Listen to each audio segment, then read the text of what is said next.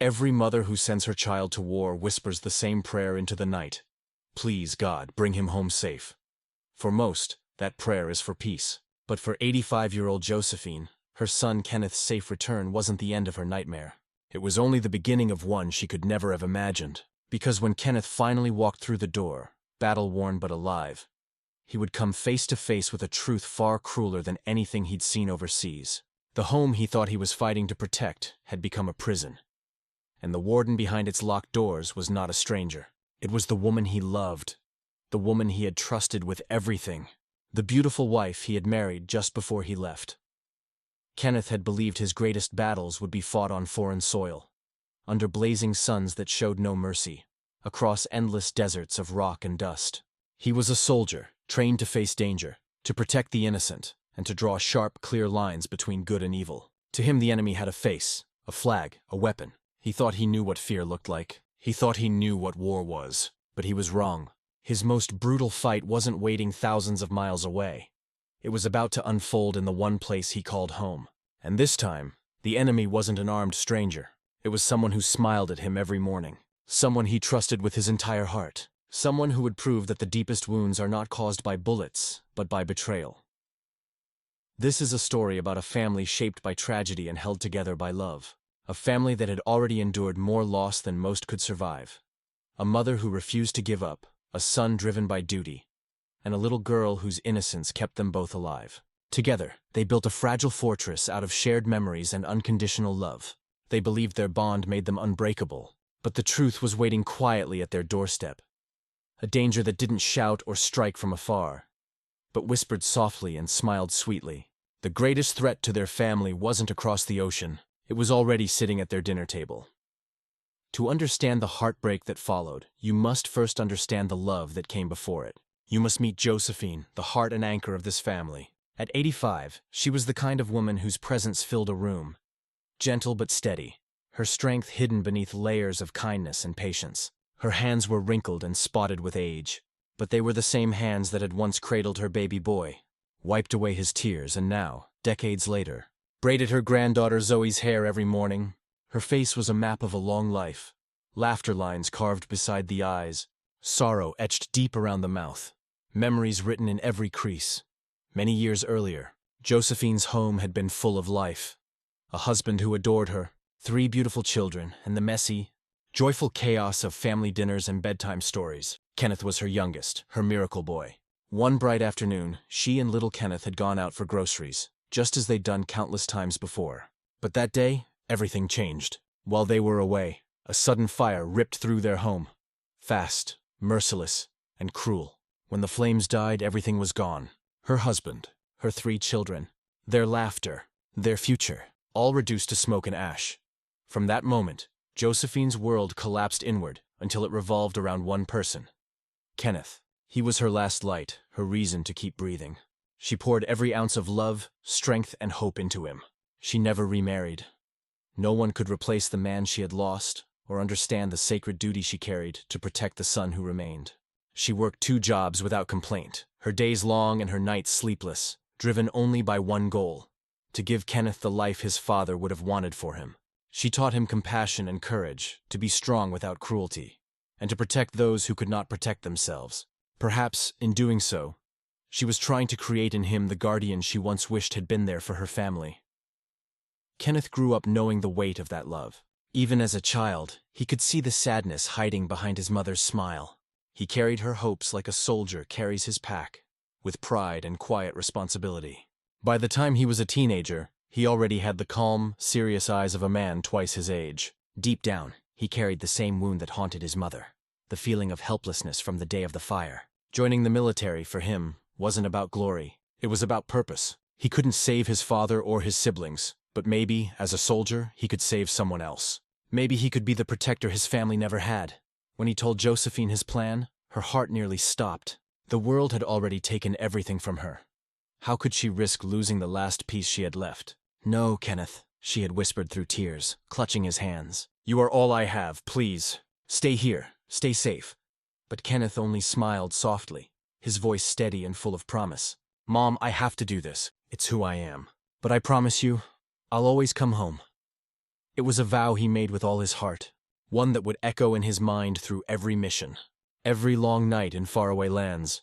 Before he left for basic training, life threw him one last twist. His girlfriend, the woman he thought he'd build a life with, became pregnant. Their relationship had already been strained, and the news of a baby broke it apart completely. A year after their daughter Zoe was born, the woman made a choice that would scar their lives forever. Without warning, she packed her bags and left. A plane ticket, a goodbye note, and a 1-year-old child left behind. She vanished from their lives like a shadow, leaving only questions and pain in her wake. But where one mother had turned away, another stepped forward. Josephine didn't hesitate. She took tiny Zoe into her arms and never let go. That child filled her aging heart with new light, laughter, and purpose. Together, she and Kenneth built a home of warmth and love for the little girl. Zoe grew into a bright, happy 6-year-old who knew nothing but safety and affection. To her, Josephine wasn't just grandma. She was her protector, her storyteller, her world, the heart that beat in their home when her father was away. The three of them became each other's strength. Josephine lived for Kenneth and Zoe. Kenneth fought for his mother and daughter, and Zoe, in her innocence, gave them both a reason to smile again. When Kenneth came home on leave, their house filled with laughter. They spent afternoons in the garden, Josephine teaching Zoe the names of flowers while Kenneth repaired the fence. In the evenings, they cooked together, Zoe standing on a stool, stirring a pot while her father and grandmother laughed beside her. These moments were Kenneth's treasure. They were the light that kept him going when he lay awake in distant barracks, clutching the photograph of his 2 girls. But as his next deployment drew near, Josephine began to feel time closing in on her. At 85, her body was slowing, her breaths felt heavier, and her thoughts often turned to what might happen when she was gone. One evening, she sat with Kenneth at the kitchen table and said softly, "You need a wife, son. Someone to build a future with. I don't want you to be alone. You deserve a family." Kenneth understood her fear. It was the same one she'd carried all her life. He promised her he'd think about it.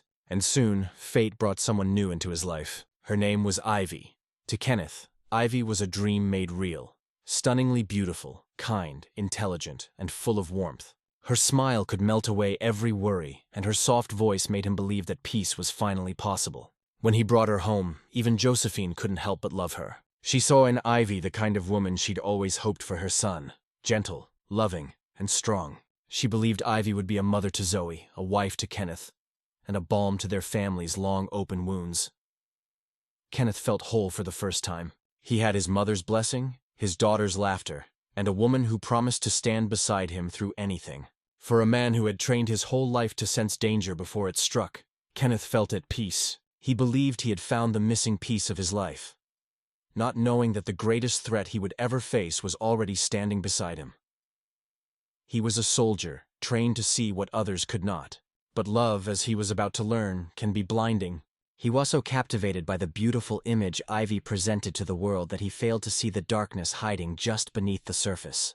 He was so in love with the woman he thought she was that he never for a moment suspected the woman she truly was. He believed he was bringing a guardian angel into his family's life. In reality, he had just unlocked the gates and invited a monster to come inside. And this monster would not stop until it had tried to burn his entire world to the ground. Ivy entered their lives like a ray of sunshine on a cloudy day. Kenneth had met her through a mutual friend from his hometown, and from their very first date, he was completely captivated. It wasn't just her beauty, though she was undeniably stunning. It was the way she listened, the way her eyes seemed to lock onto his as if he were the only person in the world. She asked about his life in the military, not with the usual casual curiosity, but with a deep, seemingly genuine interest. She spoke of duty and honor in a way that made him feel seen and understood. More importantly, she asked about his family. When Kenneth spoke of his mother, Josephine, and his daughter Zoe, he watched Evie's face for any sign of hesitation. Many women were intimidated by the idea of a ready-made family, especially one with an elderly matriarch at its center. But Ivy showed no fear. Instead, her expression softened. She told him how much she admired a man who was so devoted to his family. She said it was the truest sign of a good heart. When Kenneth finally brought Ivy home to meet them, she was the picture of perfection. She didn't arrive empty-handed. She brought a beautiful orchid for Josephine, remembering a passing comment Kenneth had made about his mother's love for flowers. For Zoe, she brought a large, beautifully illustrated book of fairy tales. She didn't push herself on the little girl. Instead, she sat on the floor, opened the book, and began to read in a soft, melodic voice. Zoe, who was often shy around strangers, found herself slowly inching closer, drawn in by the story and the gentle warmth Ivy projected. Josephine watched from her armchair, her old eyes missing nothing. She saw the way Ivy smiled at her son, a smile that seemed to light up the room. She saw the patient way she treated her granddaughter. She saw a woman who was respectful, poised, and kind. Over the next few weeks, Ivy became a regular visitor. She would sit with Josephine for hours, listening to her stories about the old days, about the family she'd lost, about raising Kenneth on her own. She never seemed bored. She would nod, ask questions, and pat Josephine's hand with a look of deep empathy. For Kenneth, watching this was like watching a dream unfold. He had worried so much about finding someone who would fit into their small, tightly knit world. And here was Ivy, fitting in so perfectly. It felt like she had been destined to be there all along. He saw his mother smiling more than she had in years. Hess saw his daughter beginning to look at Ivy with a hopeful affection. The cautious question of, "Could you be my new mommy?" dancing in her eyes. The guilt he carried with him on every deployment, the gnawing worry about leaving his mother and daughter alone began to ease. Ivy felt like the answer to a prayer he hadn't even known how to speak. Their courtship was a whirlwind of happiness. When he proposed a few months later, there was no question about the answer. The wedding was planned quickly. Kenneth's next deployment was looming, and they both wanted to be married before he left. Josephine was overjoyed. She helped Ivy with the wedding plans, sharing stories of her own wedding day so many years ago. It felt for a fleeting moment like the daughter she had lost in the fire had come back to her. They were a family growing and healing. But amidst all this joy, a small, foolish thought entered Kenneth's mind. It was born from a place of insecurity and a clumsy desire to manage everyone's feelings. His mother, in her protective way, had once said, "Just make sure you really know her son. Take your time." It was simple motherly advice, but Kenneth's mind twisted it. He worried Ivy might feel rushed by the upcoming deployment. He worried she might feel pressured.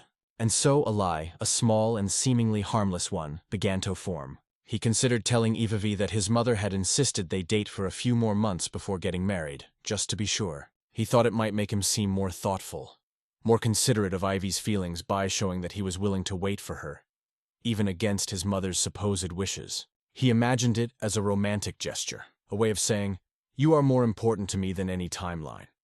But as soon as the thought formed, he dismissed it. It was a stupid, childish idea. Why would he ever invent a problem where none existed? He loved Ivy. She loved him. His mother approved. Everything was perfect. He pushed the thought from his mind, forgetting it as quickly as it had come. The wedding day was beautiful. Josephine cried tears of joy as she watched her son, so handsome in his dress uniform, stand at the altar. Zoe was the flower girl, looking like a tiny princess in her white dress, and she beamed as she walked down the aisle. Ivy was a vision. When Kenneth saw her, he felt his breath catch in his throat.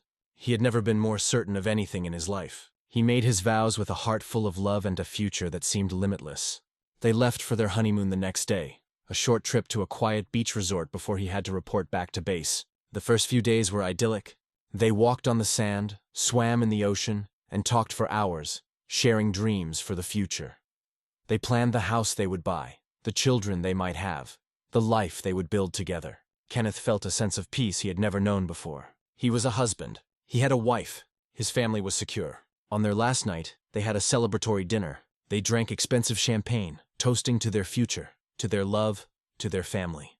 They were both giddy with happiness and slightly drunk. Back in their room with the sound of the ocean waves outside, they lay together, feeling closer than ever. It was in this moment of unguarded intimacy, his mind hazy from the alcohol and swimming with love, that Kenneth felt an overwhelming urge to be completely, utterly honest with his new wife. He wanted there to be no secrets between them, not even the smallest, most foolish ones. And so he remembered the lie, the silly, childish thought he had dismissed weeks ago. He chuckled to himself. "You know," he began, his words slurring slightly, "I almost told you something really dumb before the wedding." Ivy turned to him, her eyes soft in the dim light. "What was it?" she asked, smiling. "Well," he said, feeling a strange pride in his own honesty, "I almost told you that my mom wanted us to wait a few more months to get married, just to get to know you better. I was going to pretend it was her idea just to, I don't know, to show you I wasn't rushing you." He laughed, expecting her to laugh with him, to see the absurdity of it. But Ivy did not laugh. Her smile vanished. It didn't just fade. It was extinguished as if a switch had been flipped. The warmth in her eyes turned to something cold and hard, like chips of ice. The change was so sudden, so total that for a moment Kenneth thought he had imagined it. The air in the room grew heavy and still. "What did you say?" she asked, her voice dangerously quiet. Kenneth's drunken haze began to clear, replaced by a creeping sense of confusion and alarm. I just said I had a silly thought, that I almost told you my mom wanted us to wait. But I didn't. It wasn't true. She loves you. I was just being stupid. Ivy slowly sat up in bed, pulling the sheet around her like a shield. She stared at him, but it felt like she was looking straight through him. The woman he had been laughing with just moments before was gone, replaced by a stranger with a face carved from stone. "So," she said, her voice dripping with a venom he had never heard before. "Your mother, your precious mother. She didn't think I was good enough for you. She wanted you to wait. She tried to stop our wedding." "No, Ivy, that's not what I said," Kenneth scrambled to explain, his heart starting to pound in his chest. "It was a lie I made up in my own head. I never said it. She never said it. She was so happy for us, but it was too late." He could see in her eyes that she wasn't listening. She had latched onto the words, "My mom wanted us to wait." And in her mind, this fiction had become an unshakable truth. A seed of pure, unadulterated hatred for Josephine had been planted. And in the fertile ground of that moment, it took root instantly. She believed that Josephine, the sweet, frail old woman who had welcomed her with open arms, had secretly tried to sabotage their love. She saw a manipulator, a rival for her husband's affection. The rest of the night passed in a thick, suffocating silence. The next morning, the change in Ivy was even more pronounced. She was polite, but her politeness was a cold, sharp-edged weapon. There was no warmth, no affection. When Kenneth tried to touch her, she flinched. He spent the entire morning desperately trying to undo the damage, explaining over and over that he was drunk, that it was a stupid, untrue thought he'd had, that his mother adored her. Finally, after hours of his frantic apologies, Ivy turned to him. She forced a smile onto her lips, but it didn't reach her eyes. "Okay, Kenneth," she said, her voice smooth and even. "I believe you. You were drunk. It's forgotten." And Kenneth, desperate to believe her, chose to see her words as the truth. He felt a wave of relief wash over him. He thought the crisis was over. He thought they could move on. He hugged her, and she allowed him to, her body remaining stiff in his arms. He didn't see the look in her eyes as she stared over his shoulder. It was a look of cold, calculating fury. She had pretended to believe him, but she would never forget. She would never forgive. The lie Kenneth had invented and never even told had become her truth, and she was going to make Josephine pay for it. The war had not started with a bomb or a gunshot. It had started with a drunken, foolish confession in a honeymoon suite, and Josephine and little Zoe, innocent and unaware, were about to become its first casualties. The day Kenneth left was filled with the quiet sorrow that always accompanied his departures. Hess stood in the driveway, his uniform crisp, his bag packed and ready by the door. Little Zoe clung to his leg, her face buried in the coarse fabric of his pants, refusing to let go. He knelt down, his large, strong hands gently cupping her face. "Hey, my little warrior," he said softly, his voice thick with emotion. "You be a good girl for Grandma and for Ivy, okay? I'll be home before you know it." Zoe could only nod, her lower lip trembling as she fought back tears. Next, he turned to his mother. Josephine stood straight and proud, the way she always did when he was leaving. It was her own silent act of strength, her way of showing him that she would be fine, that he didn't have to worry. But he saw the fear in her eyes, the same fear that had lived there since the day the fire took the rest of their family. He wrapped her in a hug, feeling how frail she had become. "I love you, Mom," he whispered into her hair. "You take care of yourself. Evie's here to help with everything." Josephine squeezed him tightly. "You just come home safe, son. That's all that matters. Come home." Finally, he turned to Ivy, his beautiful new wife. She looked at him with what he saw as pure, unadulterated love. She gently took his hand. "Don't you worry about a thing," she said, her voice like, "Honey, I'll take care of our family. I'll move in with them while you're gone. It'll be easier than going back and forth, and I don't want to be alone in our big house anyway. I'll make sure they have everything they need. They are my family now, too." Kenneth's heart swelled with gratitude. He felt like the luckiest man alive. He had found a woman who not only loved him, but loved the people who mattered most to him. He pulled her into a long, deep kiss, a final goodbye filled with promises of a happy future. He got in his car, gave one last wave to the three of them standing on the porch. A perfect picture of a loving family. As he drove away, he looked in his rearview mirror and saw Ivy with one arm around his mother's shoulders and the other resting on his daughter's head. A perfect protector, a perfect wife. He smiled, his mind at ease, completely unaware that he was not driving away from danger, but leaving his entire world in its clutches. The moment Kenneth's car disappeared around the corner, the warmth in Ivy's touch vanished. The arm she had around Josephine's shoulder dropped away as if she had been touching something unpleasant. The hand on Zoe's head lifted. The gentle smile on her face dissolved, replaced by a cool, unreadable expression. Josephine felt the shift immediately. It was a sudden drop in temperature, a change in the very atmosphere around them. "Well," Ivy said, her voice no longer soft but brisk and businesslike. "Let's get inside. We have a lot to discuss." Josephine and Zoe followed her into the living room. The house, which had felt warm and full of love just moments before, now felt foreign and cold. Ivy didn't sit. She stood in the center of the room, her hands on her hips, looking around as if she were appraising a piece of property she had just acquired. "First things first," Ivy announced. "I'll be moving my things into the spare bedroom this afternoon. From now on, I'll be handling all the household affairs. That includes the money Kenneth sends. It will be easier if it all goes through me so I can manage the budget properly." Josephine was taken aback. "Ivy, dear, that's very kind of you, but it's not necessary. We are perfectly fine on our own. We have our routines." Ivy turned her head slowly to look at Josephine. There was no kindness in her eyes now. There was only a flat, cold authority. "Kenneth asked me to take care of things, Josephine, and that's what I'm going to do. The old routines are over. We'll be starting some new ones, my ones." That afternoon, Ivy returned with 2 large suitcases. She didn't just bring clothes. She brought her own bed linens, her own towels, even her own set of kitchen knives. She moved through the house with a sense of ownership, replacing Josephine's things with her own. It was not the act of a helpful guest. It was the act of an occupying force. The first rule was established that evening. Visitors were no longer welcome. 2 days later, Susan, Josephine's neighbor and friend of 20 years, came knocking on the door, holding a plate covered in foil. It was Tuesday, and for as long as they had been neighbors, Susan brought Josephine a slice of her freshly baked lemon cake every Tuesday. It was their small ritual. Before Josephine could get up to answer the door, Ivy was already there, opening it just a crack. "Susan, how lovely to see you," Ivy said, her voice once again dripping with manufactured sweetness. Through the crack, Susan could see Josephine in her chair, a hopeful look on her face. "Hi, Ivy. I just brought Josephine her cake," Susan said cheerfully. "How are you all settling in?" "Oh, we're managing," Ivy sighed, putting on a performance of a burdened caretaker. "But I'm afraid Josephine isn't up for visitors today. She's been very tired, and the doctor says she needs absolute quiet. I'm trying to keep the house as calm as possible for her. It's for her own good, you understand?" Susan's face fell with disappointment and concern. "Oh, the poor dear, of course. Well, please give her my love, and here you all enjoy the cake." "That's so thoughtful of you," Ivy said, taking the plate. "I'll make sure she gets it when she's feeling better." Ivy closed the door, locked it, and walked into the kitchen. Josephine watched as Ivy scraped the entire slice of cake into the trash can. She then turned to Josephine, a thin, cruel smile on her lips.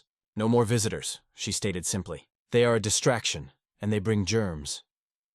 Ivy had begun her campaign not with a shout, but with a whisper. She started by cutting them off from the world, building the walls of their prison one sweet-sounding lie at a time. It was a violation of the most basic human need: connection. She was isolating her prey. If you think what Ivy did was wrong, comment "everyone deserves respect" below to show where you stand. The days that followed were a slow, suffocating descent into a new reality. Ivy controlled everything. She decided what they ate, when they ate, and if they ate. She took Josephine's phone, placing the landline in her own room, and claiming it was so Josephine wouldn't be disturbed by wrong numbers. In truth, it was to sever her last link to the outside world. Josephine, though old, was not a weak woman. She had survived the loss of her entire family. She had raised a son on her own.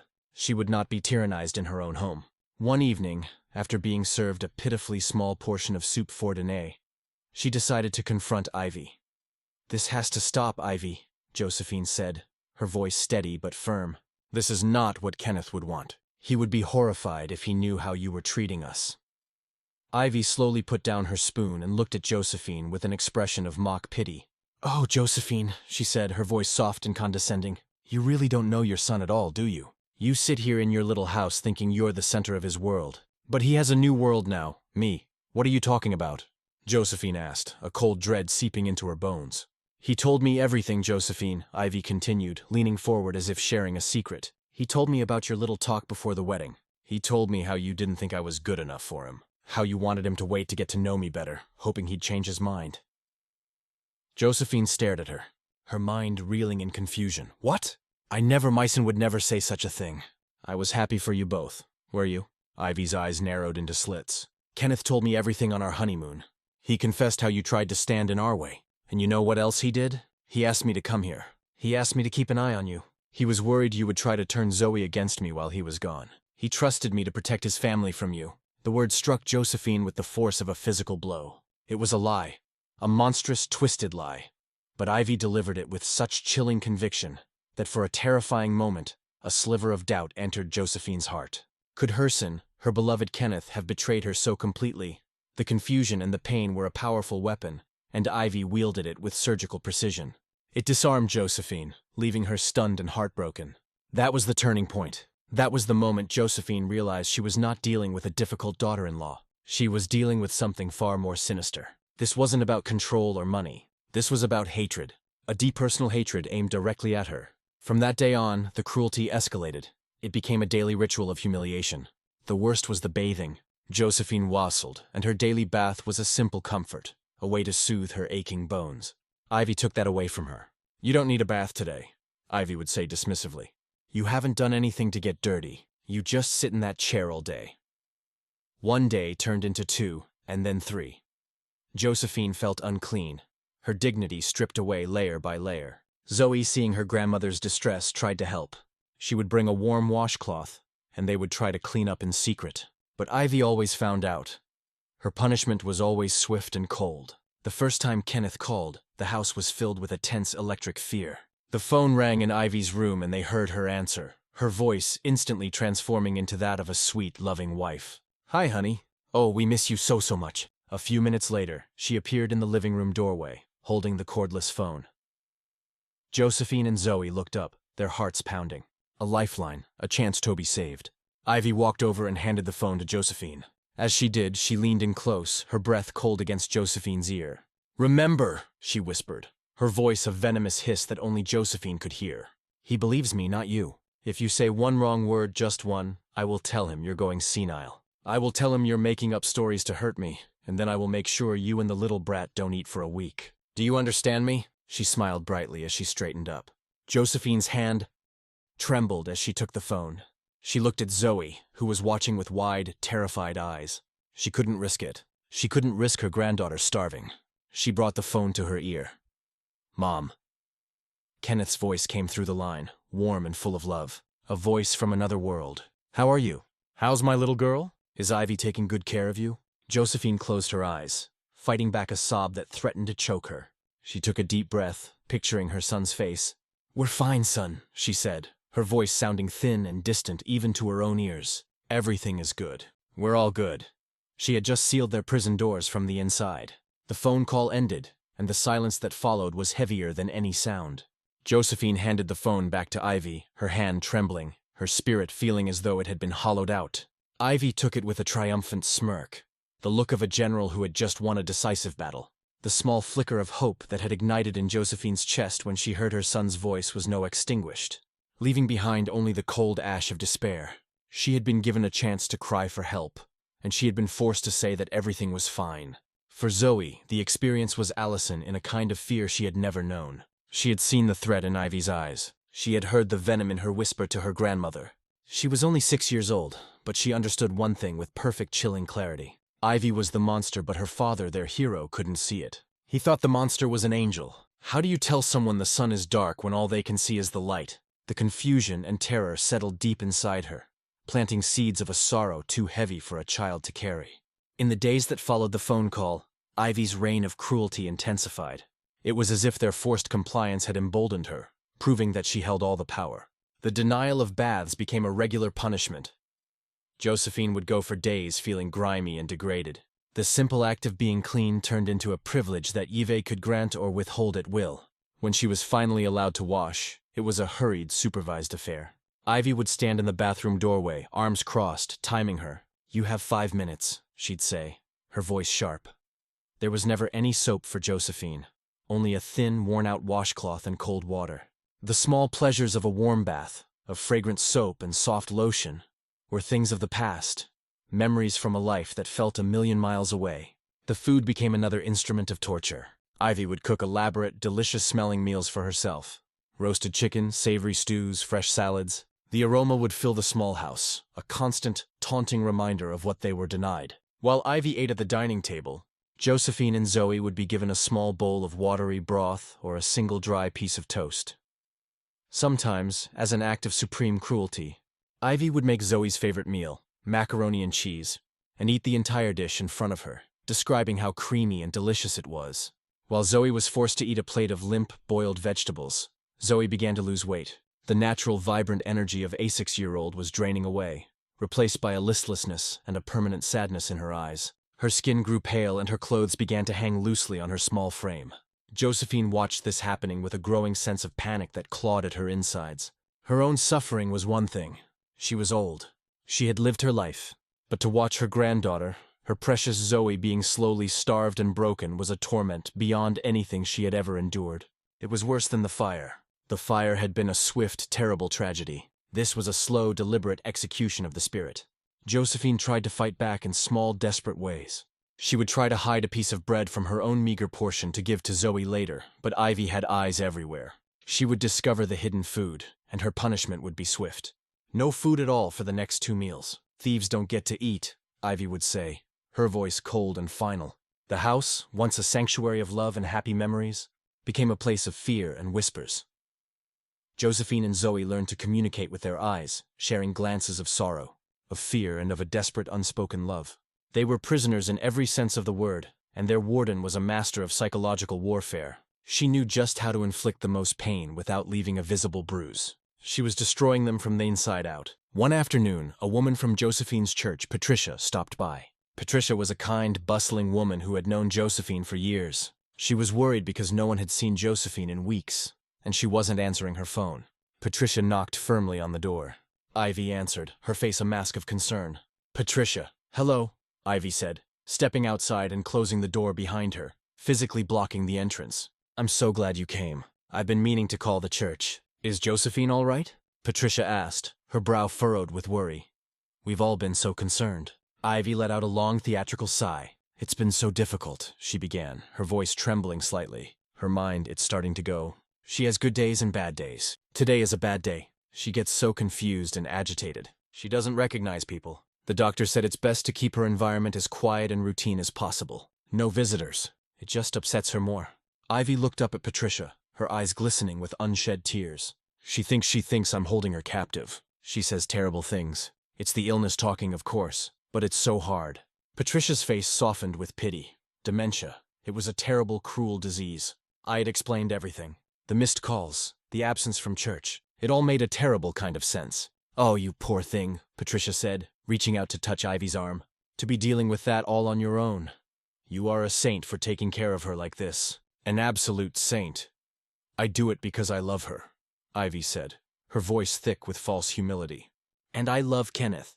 This is my family. I have to be strong for them." From inside the house, Josephine had crept to the window by the door. She could hear their voices, but not the words. She saw Patricia's look of pity. She saw her pat Ivy's arm in a gesture of comfort. She watched as Patricia walked away, shaking her head sadly, and Josephine understood. Ivy wasn't just imprisoning them. She was building a narrative for the outside world, a carefully constructed lie that painted her as a long-suffering saint and Josephine as a confused, delusional old woman. She was not only caging their bodies, she was assassinating their character, ensuring that if they ever did manage to cry for help, no one would believe them. The isolation was now complete. They were utterly alone, trapped in a reality no one else could see. The days bled into one another, a monotonous cycle of hunger, humiliation, and fear. The only thing that punctuated the bleakness was the ringing of the phone, the periodic calls from Kenneth. Each call was a fresh wave of torture. They would be brought before Ivy, threatened into silence, and forced to perform their part in the cruel charade. "How's my favorite girl?" Kenneth would ask Zoe, his voice a cheerful echo from a world that no longer seemed real. And Zoe, with Ivy's cold eyes boring into her, would whisper, "I'm fine, Daddy. I miss you." Her voice was small and fragile, a pale imitation of her usual bubbly self. "You sound a little down, sweetie," Kenneth would say, a hint of concern in his voice. "Is everything okay?" Before Zoe could answer, Ivy would take the phone. "She's just missing her daddy, that's all," Ivy would say with a light laugh. "We both are. It's hard when you're gone, but don't you worry. We're taking good care of each other." Kenneth, thousands of miles away, heard the words and was reassured. He was a soldier trained to analyze threats, but his heart was not a battlefield. It was a place of love and trust. and he trusted his wife completely. He interpreted Zoe's sadness as a sign of her love for him. He interpreted his mother's quietness as the natural fatigue of old age. He couldn't conceive of the truth because the truth was a horror beyond his imagination. The red flags were there, the quiet voices, the strange answers, the lack of detail. But he explained them away, filtering everything through his unwavering belief in the woman he loved. He was a good man, a trusting man, and his trust was the very weapon Ivy was using to destroy his family. One evening, after a particularly grueling day where Ivy had forced Josephine to scrub the kitchen floor on her hands and knees, Josephine lay in her bed, her old bones aching with a pain that was more than just physical. Zoe crept into the room and climbed into bed with her, snuggling close under the thin blanket. For a long time, neither of them spoke. They just held on to each other in the darkness. Two shipwreck survivors on a teeny raft in the middle of a vast, cruel ocean. "Grandma," Zoe finally whispered, her voice trembling. "Does Daddy still love us?" The question was like a knife in Josephine's heart. She pulled her granddaughter closer, her own tears finally beginning to fall, silent and hot on her cheeks. "Of course he does, my sweet girl," she whispered back, her voice cracking. "He loves us more than anything in the world." "Then why doesn't he save us?" Zoe asked, her voice filled with the heartbreaking innocence of a child who could not comprehend such betrayal. And Josephine had no answer. She could only hold her granddaughter tighter and pray for a miracle, for a dawn that seemed like it would never come. She realized with a sickening finality that their only hope and their greatest obstacle were the same person, Kenneth. Their savior was the man who had unknowingly delivered them to their tormentor, and he was the only one who had the power to set them free. But he was far away, blinded by love, and they were trapped in a fortress of lies with no way to send a message. The fallout from Ivy's silent, vicious war was not a crater in the ground, but a slow, creeping poison that was killing them one day at a time. Months crawled by, each day a mirror of the last. The oppressive atmosphere in the house had become their new normal. The constant gnawing hunger, the cold silence, the ever-present watchfulness of Ivy. It was the air they breathed, the world they inhabited. Hope had dwindled to a tiny ember-like flicker in the deepest corners of their hearts. They'd stopped looking for a rescue that never came. They now focused only on survival, on getting through each hour, each minute, by leaning on the silent, unbreakable bond between them. Then came the phone call that changed everything. It started like all the others. The phone rang in Ivy's room. She answered with her customary sweetness. A few minutes later, she appeared in the living room doorway, holding the phone out like a scepter. By now, the ritual was well rehearsed. Josephine and Zoe steeled themselves, preparing to deliver the lines they had been forced to memorize. "He wants to talk to you," Ivy said, handing the phone to Josephine. Her eyes delivered the usual silent threat. But this time there was something different in her demeanor. A subtle impatience, a distracted air. She seemed preoccupied. Josephine took the phone. "Hello, Kenneth. Mom, how are you feeling?" His voice was a welcome balm, but it also brought a fresh wave of pain. It was the voice of the man who was supposed to protect them. Yet he remained oblivious. I'm all right, son," Josephine said, her voice a near whisper. She felt a profound weariness settle over her, a fatigue that went bone deep. She had been without a proper bath for 3 days, and she felt a deep sense of shame that her son was speaking to her while she was in this state. "You don't sound all right, Mom. You sound tired. Is everything okay?" There was a new edge to his concern, a sharper focus. Maybe it was the connection. Maybe it was a father's intuition. But for the first time, a genuine crack appeared in his wall of denial. We miss you, that's all," Josephine murmured, sticking to the script. "Let me talk to Zoe," he said. Josephine handed the phone to her granddaughter. Zoe took it, her small hand trembling. "Hi, Daddy." "Hey, my little warrior, how are you doing in school? Are you being good for Grandma?" Zoe looked at Josephine, her eyes wide with a silent plea. She looked at Ivy, who was now tapping her foot impatiently, her focus on something across the room. "Yes, Daddy," she whispered. "You sound sad, sweetie," Kenneth pressed. "You can tell me if something's wrong. You know that, right?" For a fleeting second, Zoe considered screaming the truth into the phone. "She's starving us, Daddy. She's hurting Grandma. Please come home." But fear, cold and sharp, silenced her. Evie's threats echoed in her mind. "He'll think you're lying. He'll believe me and I will make you pay." She couldn't do it. The risk was too great. With a heart that felt like it was breaking in two, she replied, "I'm okay, Daddy. I just miss you a lot." Kenneth sighed on the other end of the line, a sound of frustration and worry. He wasn't convinced something was wrong. The voices of the two people he loved most in the world were hollow, fragile things. They sounded like ghosts. "Okay, sweetie, let me talk to Ivy again." Zoe handed the phone back to Ivy. As Ivy took it, she shot them a look of pure annoyance, as if their sorrowful tone shad created an inconvenience for her. "Honey, they sound really down," Kenneth said to her, his voice laced with anxiety. "Are you sure everything is okay over there?" "Of course everything's fine," Ivy said, her voice a perfect blend of reassurance and loving exasperation. "Honestly, Kenneth, I think you're forgetting how much they miss you when you're gone. It's hard on them. And Josephine is getting older. You know, she has her down days. They're fine. They just need you home." Then she pivoted, expertly changing the subject, redirecting his emotional energy. "Speaking of which, honey, the property tax bill came and it's a little higher than we expected. I was wondering if you could send a little extra this month to cover it. I don't want to have to worry about it." Just like that, his focus was shifted. He was a provider, a protector. A financial problem was a concrete issue he could solve from a distance. He agreed immediately, his mind no occupied with numbers and bank transfers. The vague, unsettling feeling about his mother and daughter was pushed to the background, overshadowed by a practical concern his wife had so cleverly presented. The conversation ended a few minutes later. Ivy hung up the phone, a look of satisfaction on her face. She had gotten what she wanted, but that small window, that brief moment of distraction while Ivy was on the phone, was all Josephine and Zoe needed. The instant Ivy had turned her back to focus on her conversation with Kenneth, a silent, desperate plan was communicated between grandmother and granddaughter with a single glance. They slipped away, moving as quietly as mice down the hall to the bathroom. It was a mad dash for a moment of human dignity. They hadn't bathed in 3 days. They felt a deep primal need to be clean. They didn't dare run the water as the sound would give them away. Working together in the dim light, they used cold water from the tap and the one thin washcloth they shared, hastily washing their faces, necks, and arms. It was a hurried, inadequate cleansing, but it felt like a resurrection. Then Josephina remembered something. Hidden away in the back of her closet, tucked inside an old shoebox, was a small, unopened bottle of lavender-scented body lotion. It was a gift from Kenneth from his last Christmas home. Ivy had never found it. While Zoe kept watch at the door, her heart hammering against her ribs, Josephine retrieved the precious bottle. Back in the bathroom, she poured a small amount into her palm. The scent of lavender filled the small space, a fragrance from another lifetime, a time of love and simple comforts. They took turns gently rubbing the lotion onto each other's arms and legs. For Zoe, the lotion was a luxury beyond imagining. For Josephine, it was an act of defiance. But as she smoothed the cream over her granddaughter's dry, chapped skin, she saw the true extent of the damage. Zoe's arms were so thin, her skin so pale and flaky from malnutrition. She looked fragile, like a little bird that had fallen from its nest. And that's when Josephine's legendary strength finally broke. A tear escaped her eye, then another, and soon a silent stream was rolling down her weathered cheeks.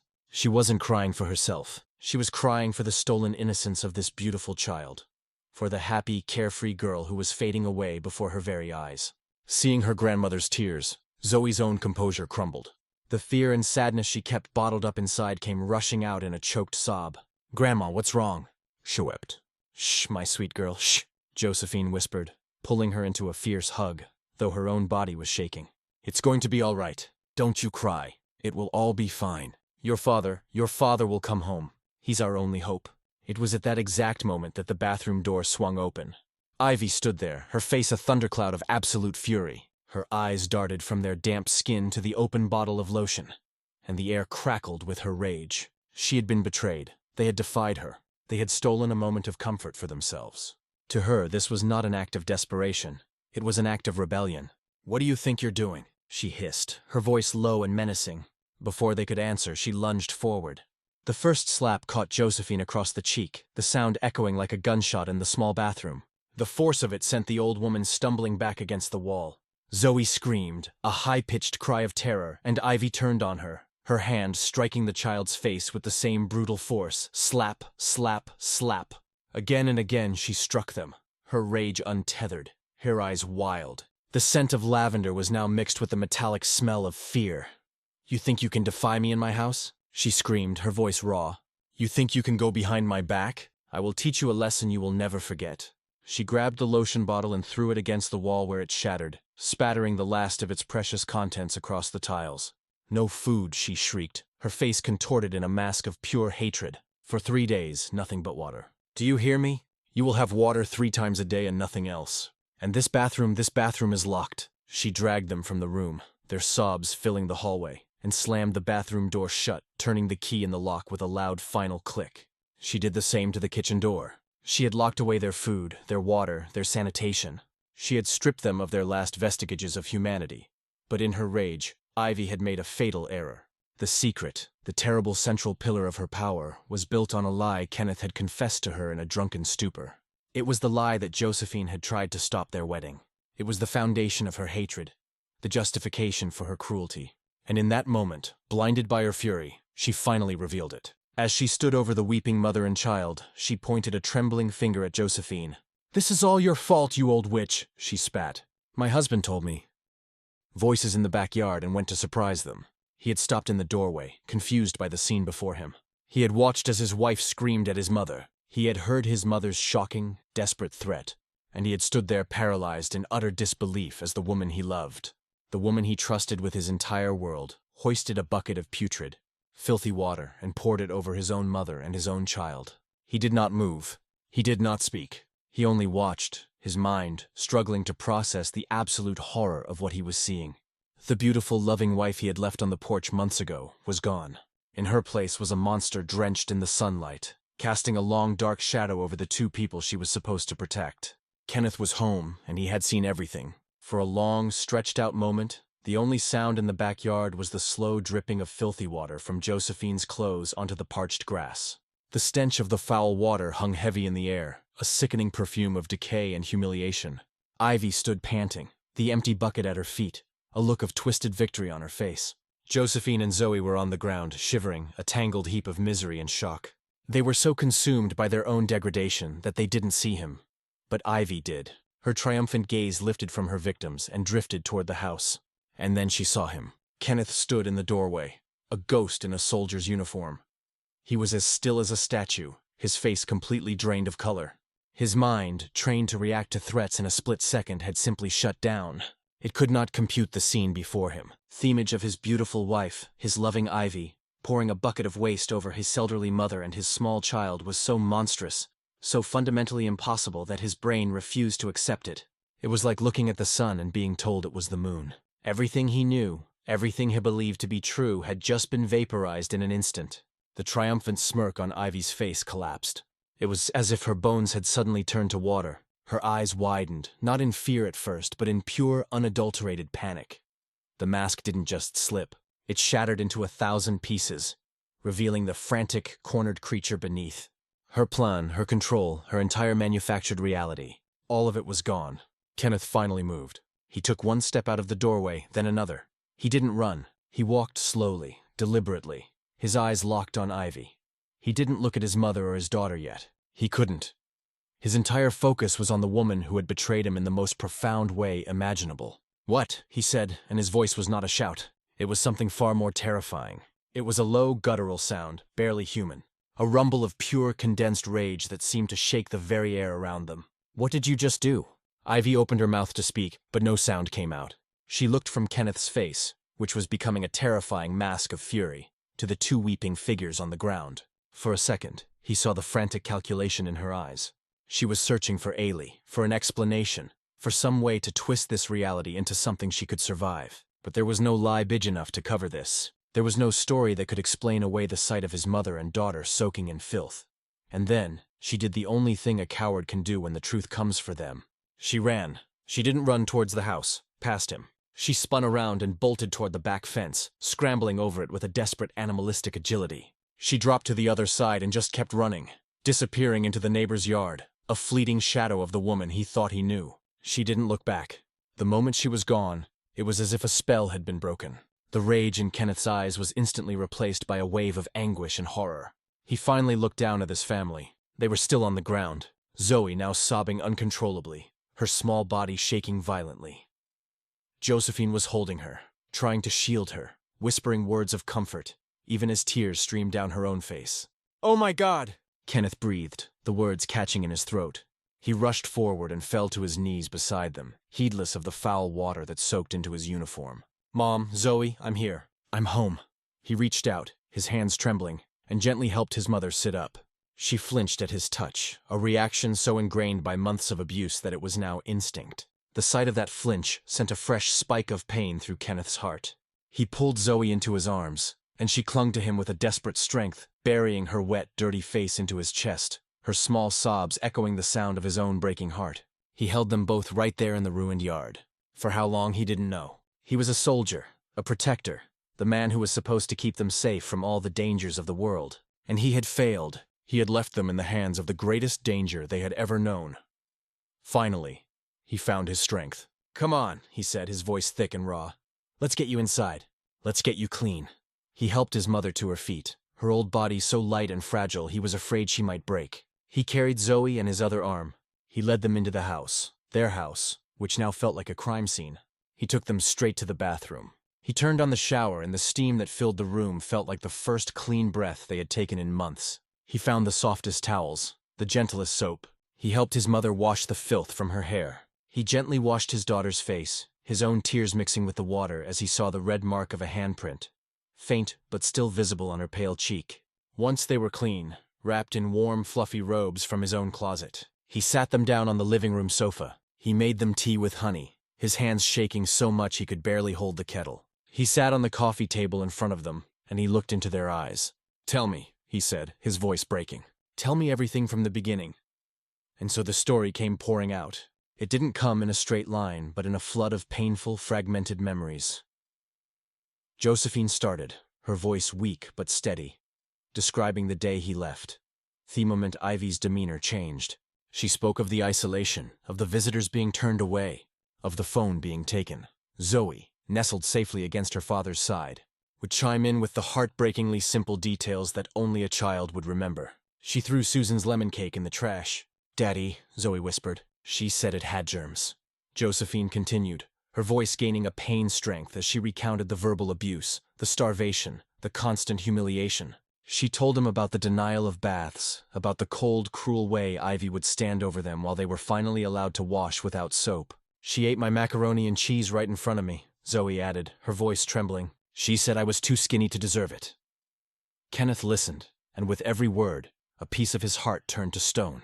He felt a rage building inside him so immense, so powerful that it terrified him. But he pushed it down. He had to hear it all. He had to understand the full depth of his failure. Finally, Josephine reached the part that made the least sense to hear. "She kept saying it was my fault," she said, her brow furrowed in a confusion that had tormented her for months. "She said you told her something on your honeymoon. She said you told her that I tried to stop our wedding, that I didn't think she was good enough for you." Kenneth stared at his mother. The world tilted on its axis. The rage in his chest was suddenly doused by an icy wave of absolute horror. The memory buried under months of duty and distance came rushing back with sickening clarity. The champagne, the hotel room, his drunken, stupid, rambling confession about a lie he had never even told. A foolish, childish thought he had dismissed in an instant. "Oh my God," he whispered, the blood draining from his face. He put his head in his hands. "No, Mom. No." He looked up. His eyes filled with a guilt so profound it was like a physical weight. "Mom," he said, his voice choked with shame. I did say that, but it wasn't true. It was a stupid drunken joke, a lie I made up in my own head. I never imagined he couldn't finish the sentence. He couldn't say the words. I never imagined she would use my foolishness as a reason to torture my family." He had handed her the knife. He had given her the motive. He was not just an absent protector. He was the accidental architect of their suffering. The look on his mother's face was not one of accusation. It was one of deep, sorrowful understanding. She finally understood the source of the hatred. And he finally understood the true depth of Ivy's wickedness. A normal person would have been confused or asked for clarification. A normal person would have let it go. But Ivy had nurtured that lie. She had watered it with her own poison and let it grow into a monstrous tree that had blotted out the sun in their lives. At that moment, Kenneth's grief and guilt coalesced into a single cold point of resolve. There would be no more tears. There would be time for that later. Now it was time for action. "Get dressed," he said, his voice now calm, steady, and full of command. "We're leaving. We're going to the hospital." He took them to the emergency room. The doctors were kind, gentle, but their findings were a brutal clinical confirmation of the horror story he had just heard. Malnutrition, severe dehydration, multiple skin infections from lack of hygiene. And for Zoe, the doctor noted clear signs of prolonged emotional trauma and neglect. Every word from the doctor's mouth was another nail in what you did. "He told me you never wanted him to marry me. You tried to stop us. Well, look who's in charge now. You wanted him to wait to get to know me. Well, now you're getting to know me. How do you like me now?" Josephine looked up, her cheeks stinging, her heart pounding. But through her tears she saw something with blinding clarity. The lie. The insane, nonsensical story Ivy had told her weeks ago. Ivy still believed it. This entire nightmare, this campaign of terror, was not born from a simple desire for control. It was born from a single toxic lie. A lie so powerful it had turned a beautiful woman into a monster. A lie that Kenneth, her own son, had somehow impossibly planted in her mind. The pain of the slap faded, replaced by a horrifying, devastating revelation. Her son hadn't just failed to save them.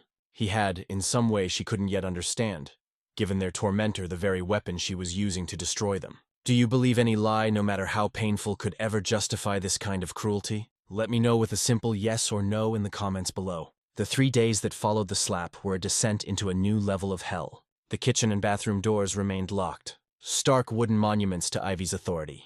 Their world shrank to the living room and their bedrooms. A prison within a prison. The first day was defined by gnawing, aching hunger. Zoe, too weak and frightened to cry, lay curled up on the sofa, her small body trembling periodically. Josephine sat beside her, stroking her hair, whispering stories of brave knights and magical kingdoms, trying to fill the emptiness in her granddaughter's belly with words of love. All the while, Ivy moved through the house like a queen in her castle. She would open the refrigerator, the sound of the door seeming unnaturally loud in the silent house, and take out a bottle of juice. She would pour it into a tall glass, the liquid glugging, and drink it slowly, deliberately, right in front of them, her eyes never leaving theirs. It was a performance of power, a demonstration of everything they had lost. By the second day, the hunger had turned into a dull, constant ache, a hollow feeling that seemed to consume them from the inside. Thirst became their primary tormentor. 3 times a day, as promised, Ivy would unlock the kitchen door, fill 2 small glasses with tap water, and present them with a flourish. As if she were bestowing a great mercy, they would drink it greedily, the cool liquid a momentary relief that only seemed to highlight their starvation. Their bodies grew weak. Walking from the living room to the bedroom became an exhausting journey. Josephine could feel her own strength failing, her old bones protesting with every small movement, but her focus was solely on Zoe. She watched as the light in her granddaughter's eyes grew dimmer, her skin more sallow. She was wilting, a beautiful flower being denied the sun and water it needed to live. On the 3rd day, a strange sense of detachment set in. The hunger was still there, but it was a distant, foggy sensation. Their world had become fuzzy at the edges. Josephine felt a terrifying thought surface in her mind. This is how it ends. We are going to die in this house and no one will ever know why. She pushed the thought away, forcing herself to focus. She had to be strong for Zoe. She had to survive. On the morning of the 4th day, Ivy unlocked the doors. She didn't bring food. She brought a new task, a new form of cruelty. She led them out into the backyard into the blinding glare of the morning sun. The grass was overgrown, thick with weeds. Ivy pointed to a rusty machete and a small curved sickle lying on the ground. "The yard is a mess," she announced, her voice bright and cheerful, a stark contrast to their grim reality. "It needs to be cleaned up. You 2 are going to cut the grass."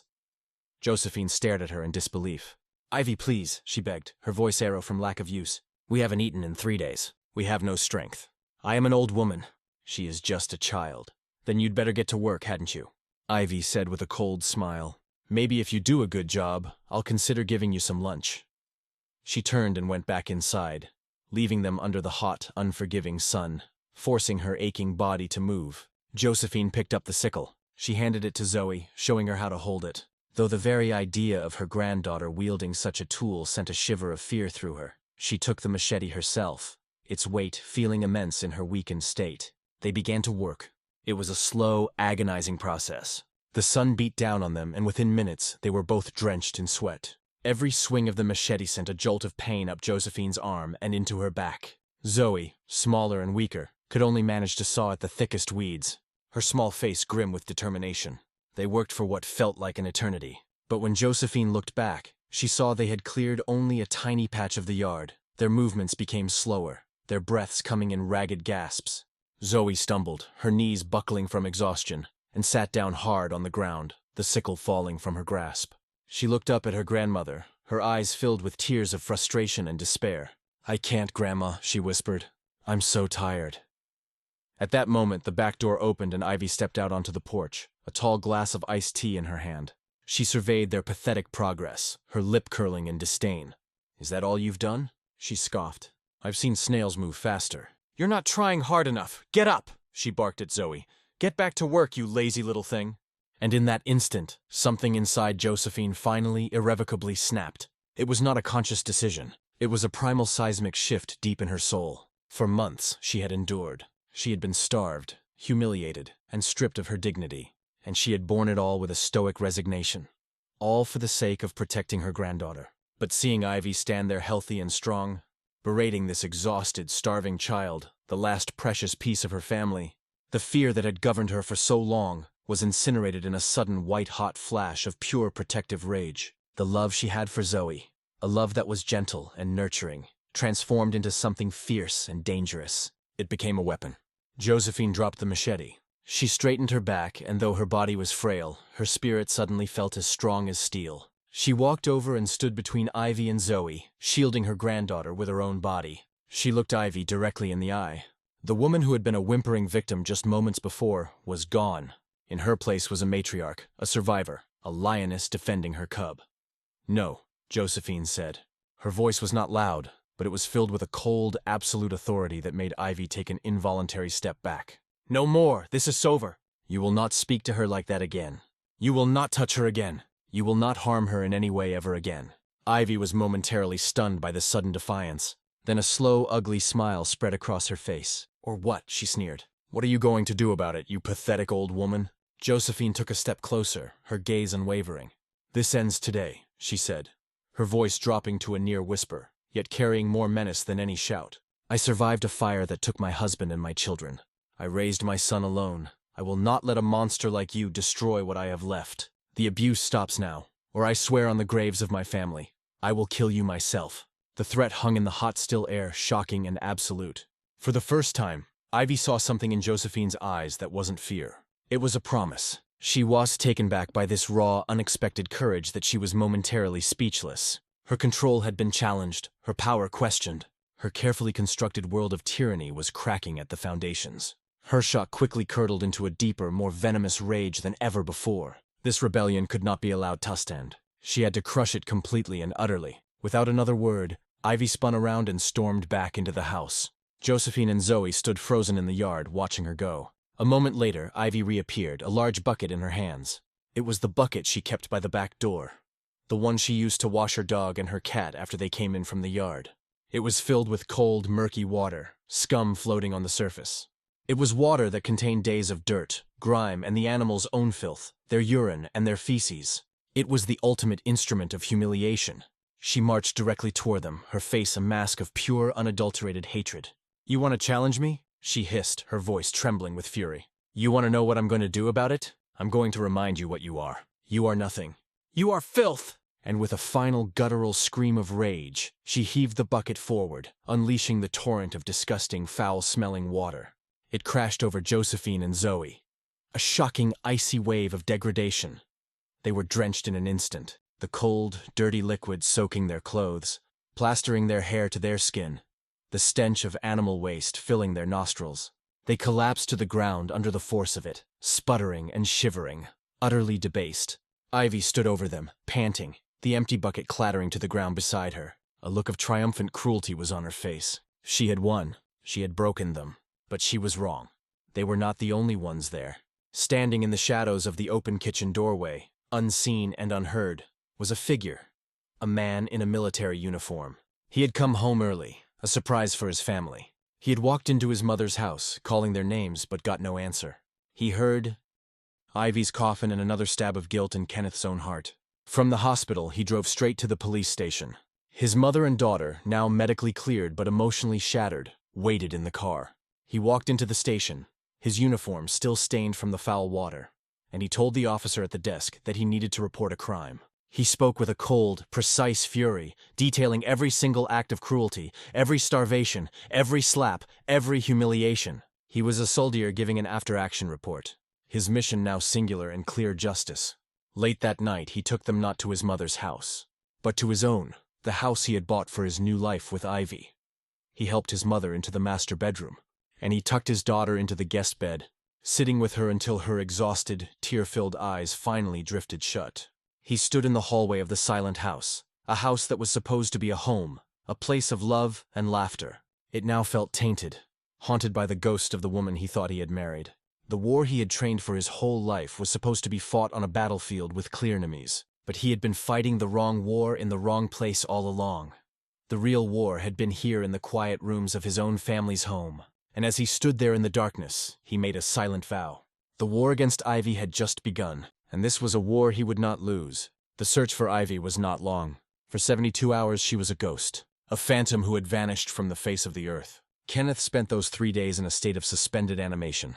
He moved, he spoke, he took care of his mother and daughter. But a part of him was frozen, trapped in the moment he saw that bucket tip. He had moved Josephine and Zoe into his and Ivy's home, a place he now scrubbed clean of her memory. He threw out her clothes, her perfumes, her books. He packed away every photograph, every reminder that she had ever existed in their lives. He was trying to erase a stain that he knew would never truly fade. He dedicated himself completely to his family's recovery. He cooked them simple, nourishing meals, and his heart broke a little every time he saw the cautious way Zoe ate, as if she expected the food to be snatched away. He sat with his mother for hours, listening as she finally, freely spoke of the fear and the loneliness she had endured. They didn't speak of Ivy by name. She was simply her, a dark presence they were now working to banish from their home and their minds. On the 3rd day, the police called. They had found her. She hadn't run far. She was hiding out at the home of a distant cousin, trying to gather money to flee the state. When the police arrested her, she didn't fight. She didn't cry. Witnesses said she was cold, silent, and defiant, her beautiful face a mask of detached arrogance.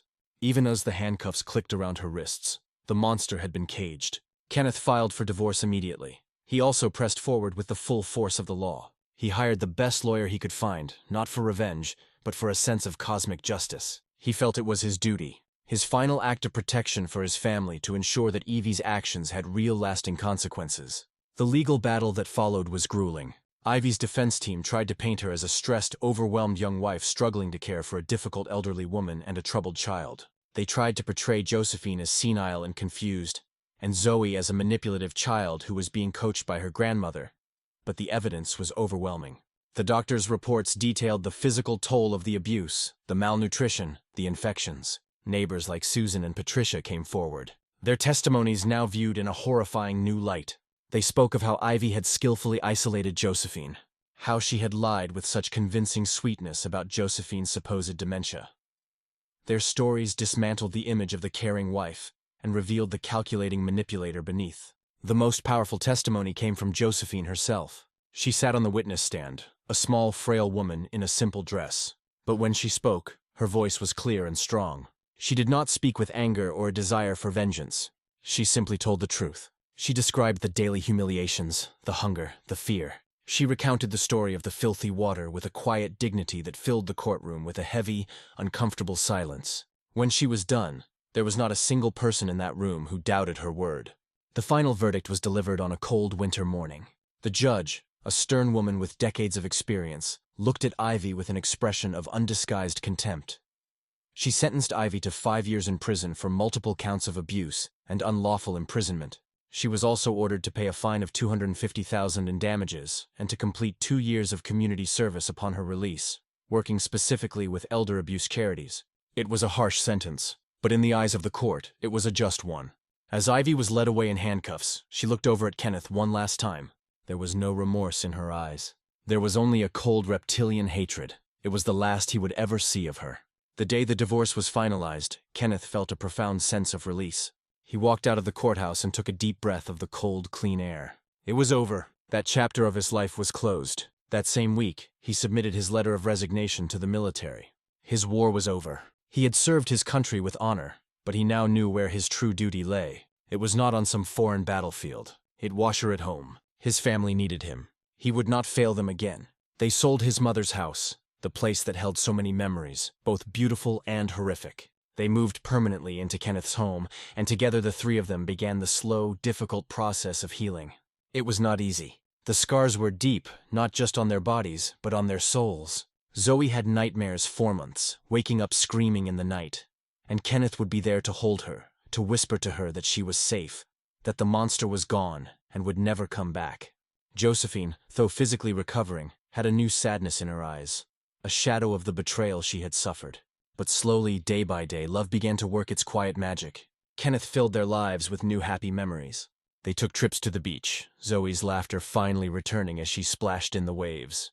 They planted a new garden in the backyard, replacing the overgrown weeds with bright, colorful flowers. They cooked together, the kitchen once again a place of warmth and delicious smells. Kenneth learned to bake lemon cake, and every Tuesday, without fail, he would bring a slice to his mother. A small ritual to reclaim a piece of what they had lost. They were a family forged in fire, tested by unimaginable cruelty. And they had not only survived, they had endured. Their bond, which had always been strong, was now unbreakable. They'd seen the worst of human nature, but they had responded not with hatred, but with a renewed commitment to love and kindness. They were 3 survivors standing together, their faces turned toward Thiessen, forever grateful for the simple, beautiful gift of being safe, being together, and being home. What would you have done if you were in Kenneth's shoes facing a manipulator like Ivy? Let me know in the comments. This story is a powerful reminder that evil can wear a beautiful face, and that the deepest wounds often come from the people we trust the most. And if you think the story of betrayal was shocking, wait until you see the next story. The lies are bigger and the stakes are even higher. Hit that subscribe button if you believe in honesty and compassion. Every subscription is a stand against the kind of darkness we saw in this story. Only people who support lies and manipulation would refuse to join us in standing for the truth. I'll see you in the next story. We love you.